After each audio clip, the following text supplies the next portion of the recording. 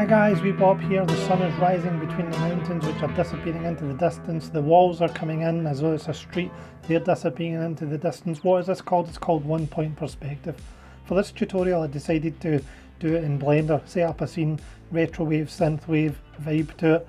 I love retrowave, I love synthwave, I love everything to do with the 80s.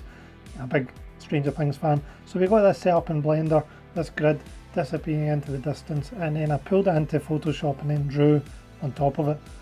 So at the moment all I'm doing is looking at all the grid lines and to see where those intersect.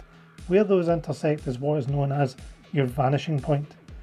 Now I'm going to draw some buildings here. For the buildings I'm doing a horizontal straight line or a vertical straight line, as you can see, and the buildings, when they disappear into the distance, obviously they get smaller and smaller.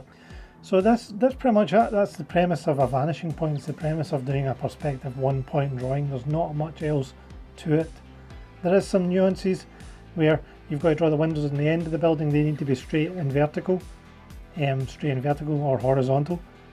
But everything else, if I was to draw windows on the side facing the road, then they would need to head to the vanishing point. The door would need to head to the vanishing point.